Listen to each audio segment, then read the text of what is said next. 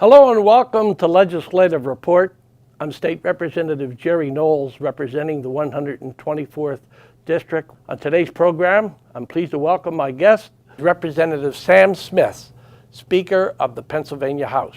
The very first session of the Pennsylvania House of Representatives, then known as the Provincial Assembly, was held in 1682, making the office of the Speaker the oldest elected statewide position. The Speaker is elected by the members and presides over each session.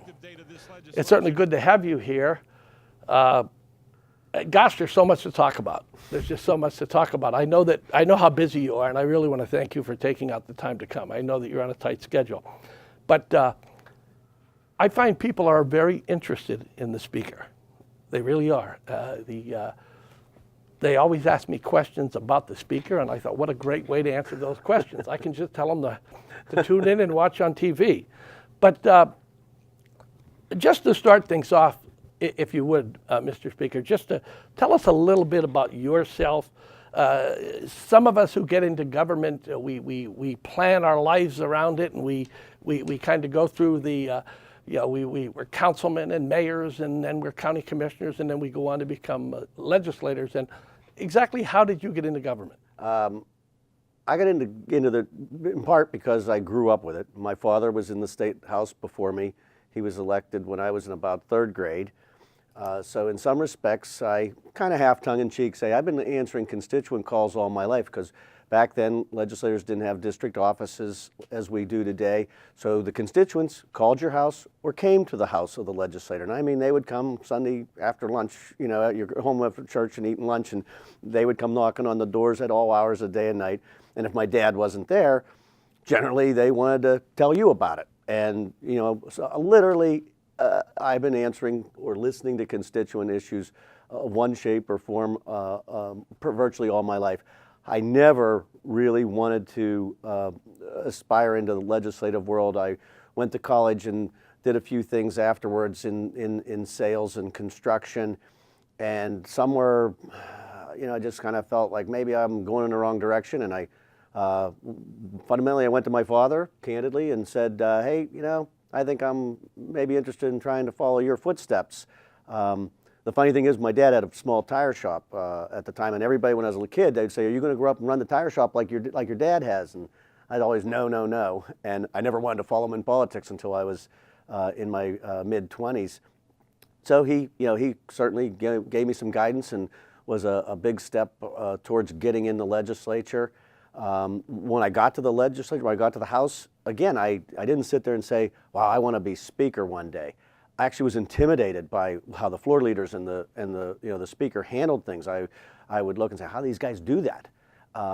But I really love the Pennsylvania House, and was not one of the guys that was thinking, okay, I'm going to run for the Senate. I'm going to be governor one day. I really loved the House.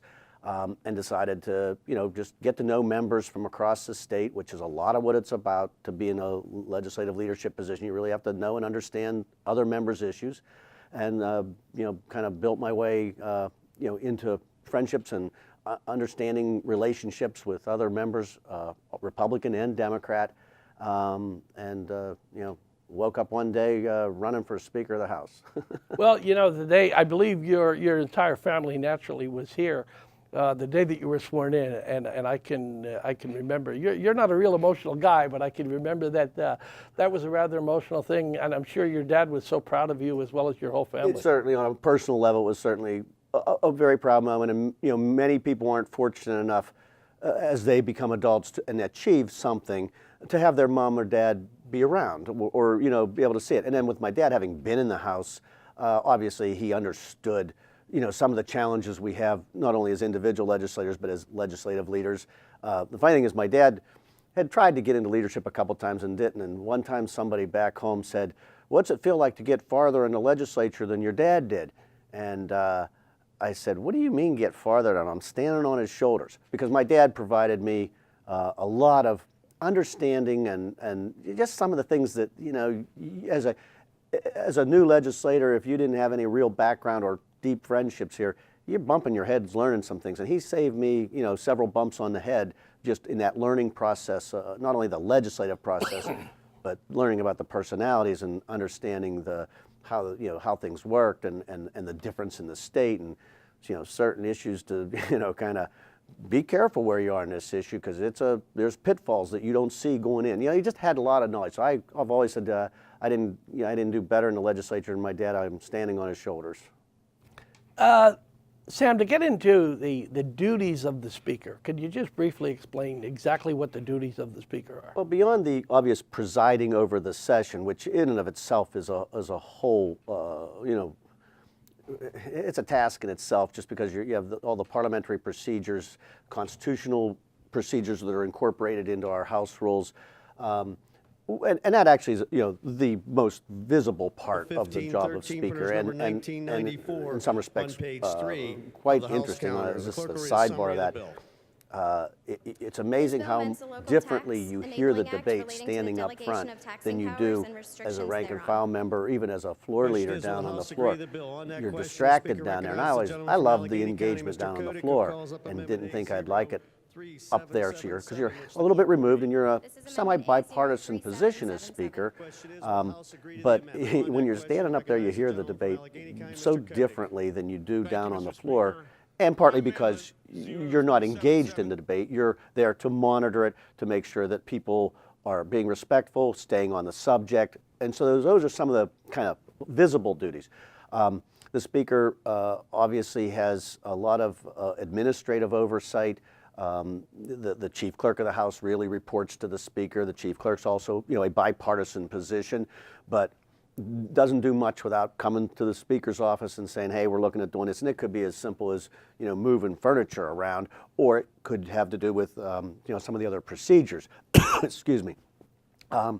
There's several appointments. The Speaker's office, by virtue of laws that have been passed over the years, we have lots of appointments to commissions and boards, and some are big, some are kind of innocuous and not very big.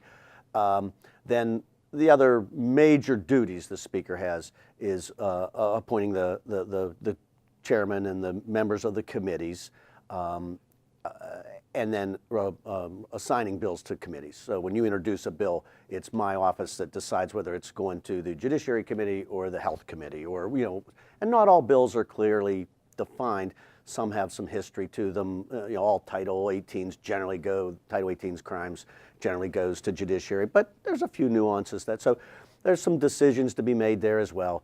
But those are the core duties of the Speaker. More on the official side, kind of unofficially. Sometimes as Speaker, you're counselor, psychologist, and sometimes it's a member might come and try to figure out, what do I need to do to get this bill moving? And there's that kind of counseling that can be a part of, like, here, you could try this, or maybe I can help you talk to so and so. It's an intermediary position oftentimes.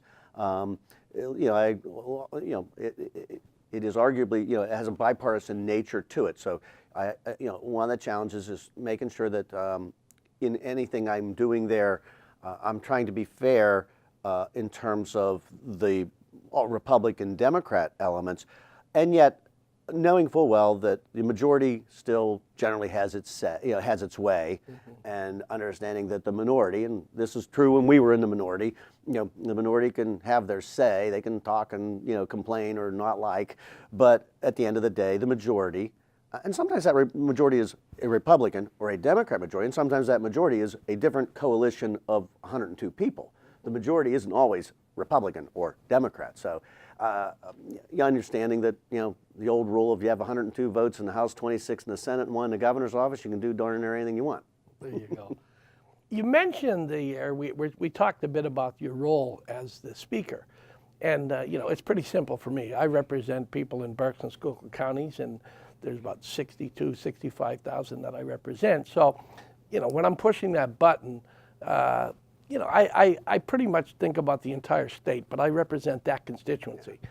And I guess I would wonder about the challenges that you must face, because you are the Speaker, you are a member of the Republican leadership team, and then most importantly, you represent those folks out in Punxsutawney. It is a challenge sometimes, because your first and foremost constituency is that group of people that elect you locally, and you never really can forget that. But but as a legislative leader and as speaker, sometimes you are in a position of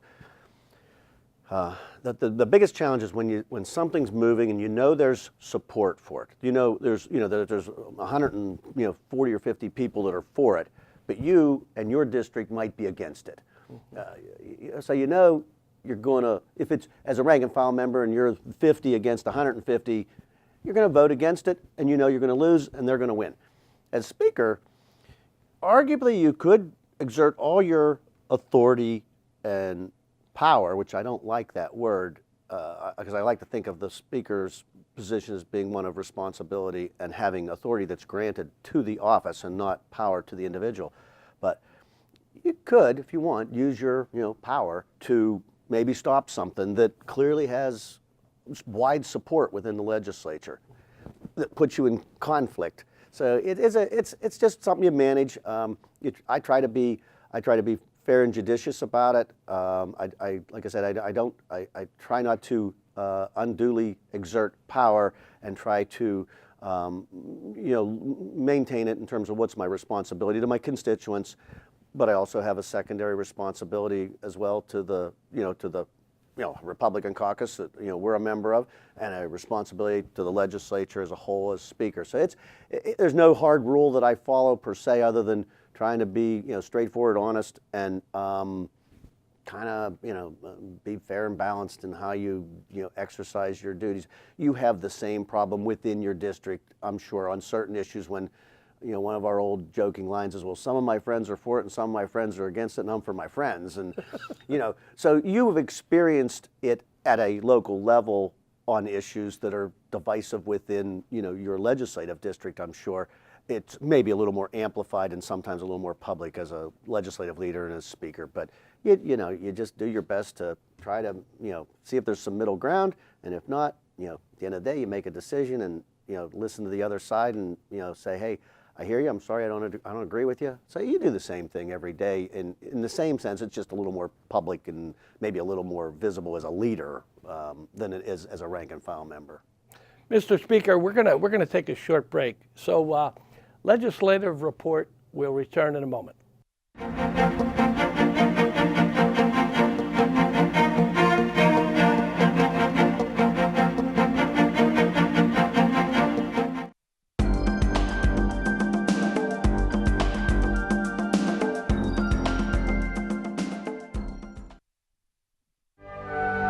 Did you know the Avenue of Flags presentation at Indiantown Gap National Cemetery has over 500 casket flags? Among the flags displayed are Commonwealth, territorial, and military flags. The flags are tied to 20-foot poles spaced 40 feet apart on both sides of the main drive of the cemetery. It takes about 2 hours to set up and take down all of the flags.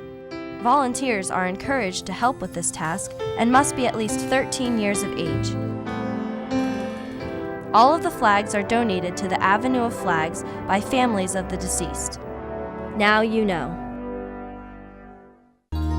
Did you know? Since 1905, the State Museum of Pennsylvania has been offering an interactive and educational experience of the state's vast history and heritage. Each year, the museum is a playground for more than 135,000 schoolchildren and adults exploring culture and history of their state and country.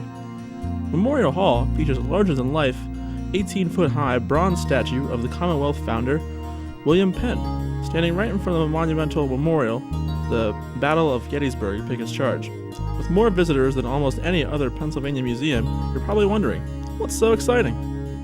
It may be the 4 floors of interactive and displayed exhibits ranging from the Earth's beginning to present day, or the planetarium, where visitors can witness the wonders of galaxies and stars beyond Earth's surface during one of the many shows offered throughout the year.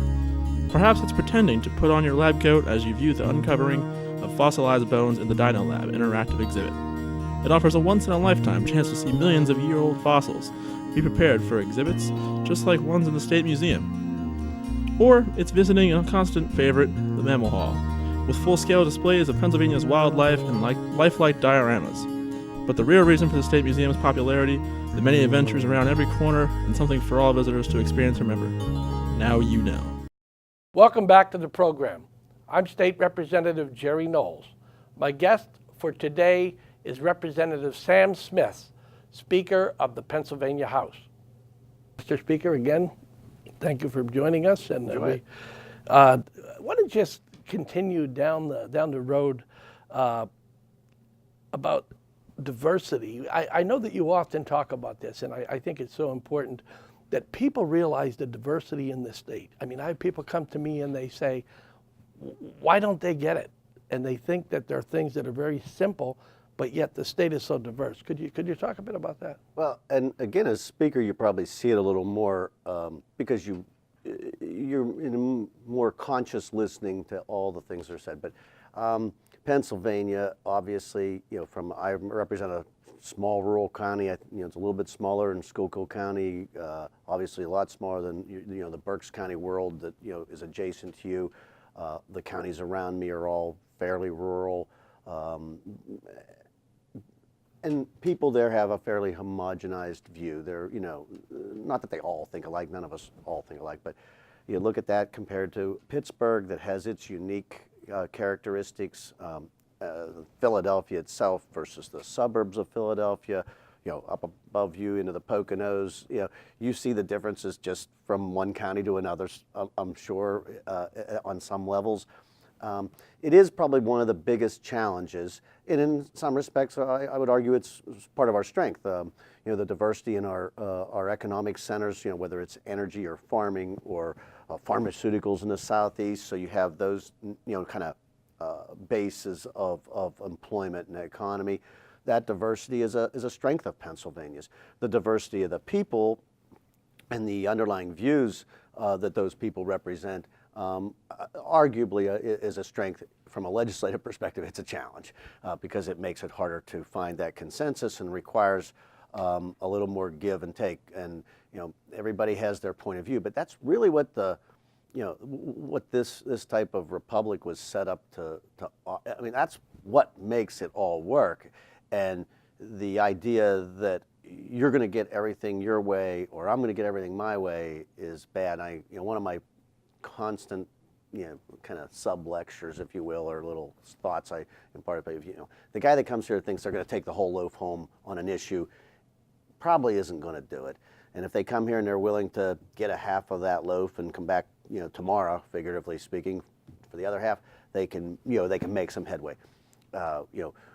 Regardless of how you look at things, we didn't get here overnight. We got here over time, and changing that direction is a slow process, but it was designed that way. The diversity of the state, though, it's part of what sometimes people might watch us on, sessions and kind of think, why can't you guys get anything done?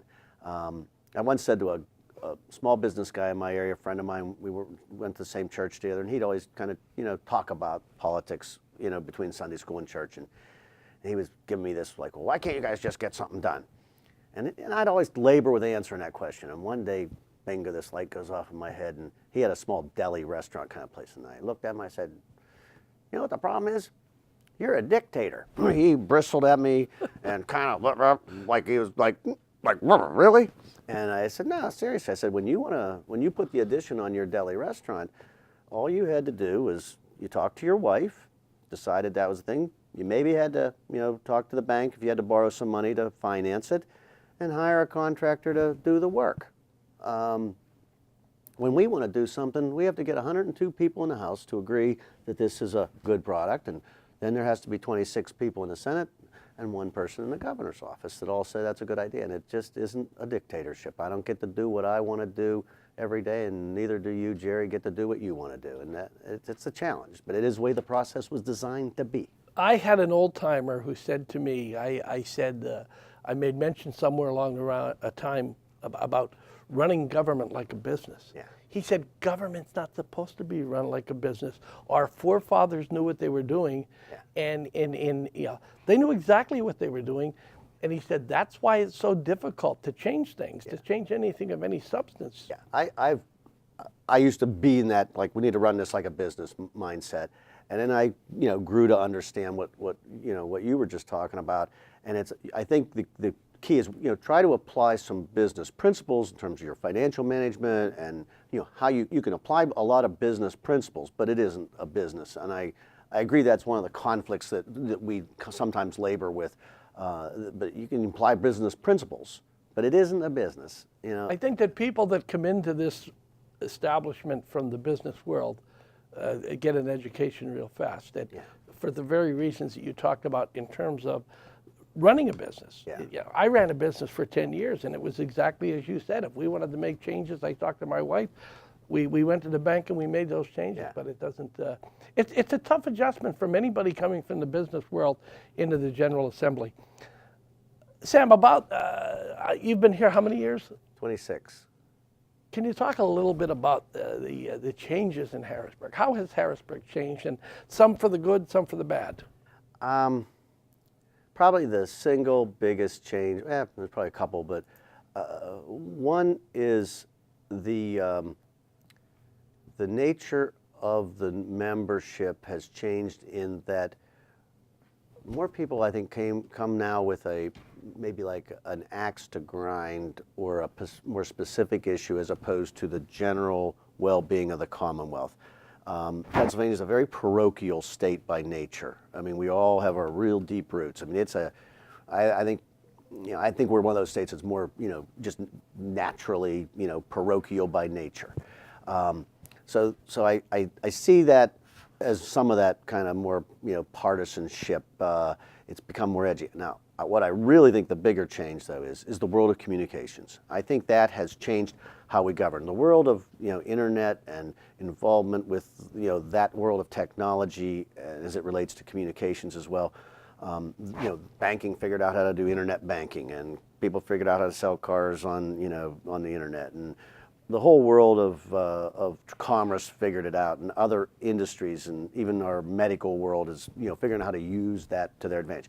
The world of governing still doesn't fully adapt to it. And back 20 years ago, if you got a handwritten letter from a constituent, you knew that constituent was very serious about that issue.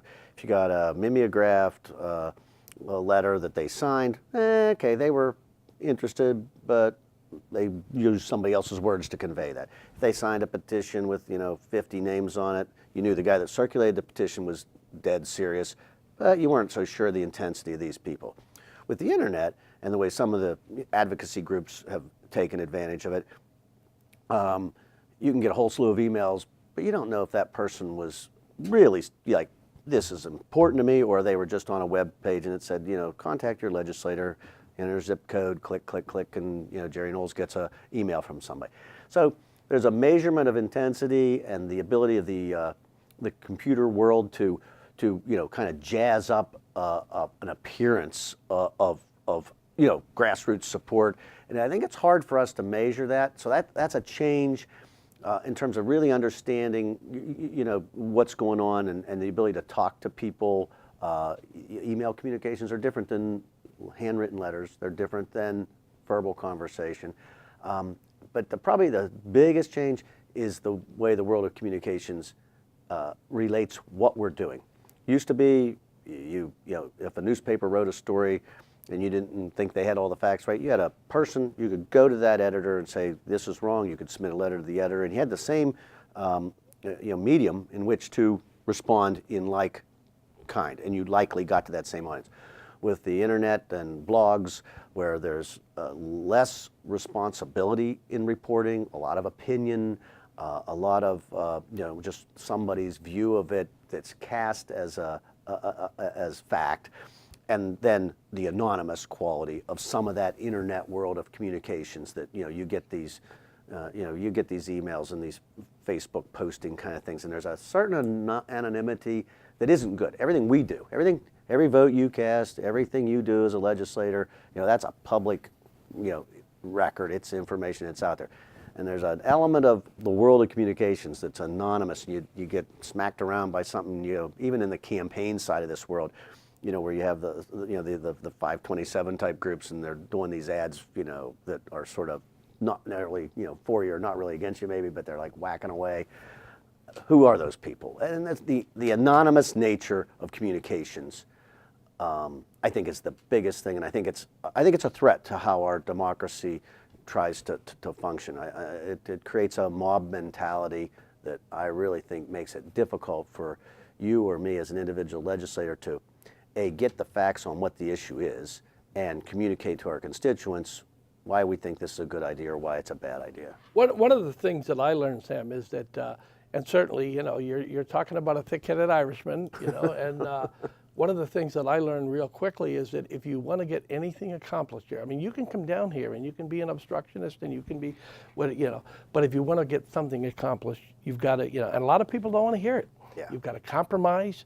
You've got to recognize that the members, I have people who say to me, how can that guy say that on the floor? And it's like, that's the constituency that he represents. Yeah. It's just a completely different world than you and I are used to. But in order to make anything happen, you've got to compromise. Yeah, and it goes back to the diversity subject you brought up a little bit ago, and I was talking about the parochial nature of I think Pennsylvanians as a whole. It's one of the real challenges of the job, though, that our constituencies sometimes think we should just do this. Go tell them to do this. This makes sense. Well, as we see it, yeah, you're absolutely right. But that go back to that diversity, and there's people that come from other areas of the state that really see things differently. And like I say, it's a strength and it's a challenge in the process. But I think the world of communications has had a major impact on how we do the job of governing, and it's you can get stuff out to your constituents faster, with the electronic world of communications, but so can everybody else. And there's so much information, and you're sitting on the floor of the House and you get an email from a constituent saying you're voting on something today, and you're sitting there as a floor leader going, what the heck is this? Didn't know that somebody had filed an amendment or is filing an amendment as you're sitting there, but because of the instantaneous nature, and then the expectation, I think, of constituents that because emails are fast, they expect that you can, that you're going to sit there and they're the only one you have to respond to today. Meanwhile, you're sitting there with 100 emails, and you can't, engage in that instantaneous communication all the time. So it's a real challenge, and I think it's affected our ability to deliberate. Used to be when an issue started to get to the front burner, you could still go home, talk to some constituents, some of the people maybe in that industry or that sector. If it was a farming issue, you could talk to some farmers. If it was an insurance issue, you could talk to some insurance people. You had time to kind of sleep on it, figuratively speaking. And the instantaneous nature of things now, where you're expected to make a decision before you've even had a chance to kind of grind on the issue a little bit and measure it and weigh out those pros and cons. Mr. Speaker, thank you so much. My I pleasure. really appreciate it. That's all the time we have for today's program. If you have any questions about any state government matter, please contact one of my local offices. The information will be on the screen in just a moment. Thanks for watching, and please join me next time for another edition of Legislative Report.